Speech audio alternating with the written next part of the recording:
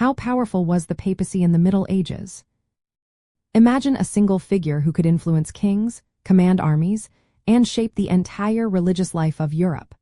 That was the role of the papacy during the Middle Ages.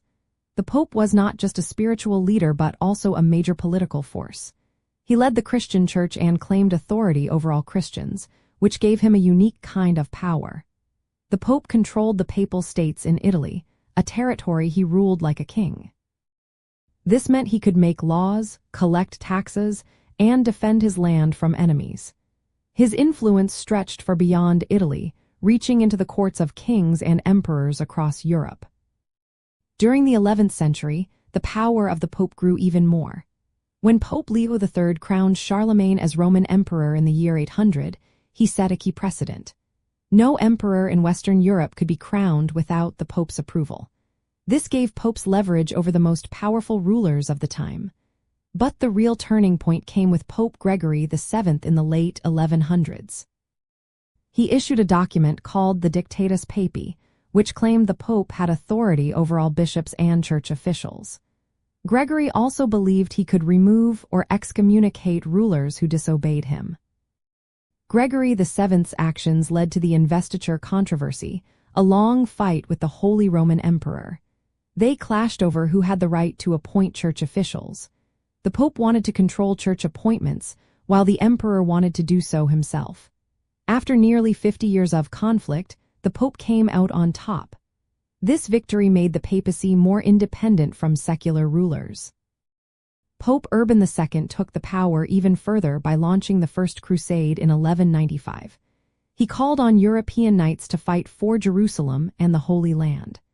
This was not just a religious mission, but also a way for the Pope to demonstrate his leadership over all of Christendom. The Crusades showed that popes could rally armies and direct military campaigns. In the early 1300s, popes like Innocent III reached the height of their power. Innocent believed the Pope was the bridge between humans and God and could judge sins. He intervened in political disputes, restored authority over the Papal States, and tried to control kings and emperors. The Pope's authority was backed by a complex system of councils, legates, and officials who enforced church laws across Europe. The power of the Pope depended heavily on the faith of the people and their belief that he had a special connection to God. Excommunication was a powerful tool. It could cut rulers off from the Christian community, making them fear losing their power and support. Many rulers, including kings and emperors, challenged papal authority. The conflict between Pope Boniface VIII and King Philip IV of France is a good example. Philip arrested the Pope and forced him to surrender. After Boniface's death, Philip pushed for a French pope, and the papal court moved to Avignon in France. This period, called the Avignon Papacy, marked a decline in papal independence. So the papacy in the Middle Ages was a mix of spiritual authority, territorial control, and political influence. At its peak, it could rival kingdoms, depose rulers, and shape European history. But it was also fragile, always needing the support of the people and the church.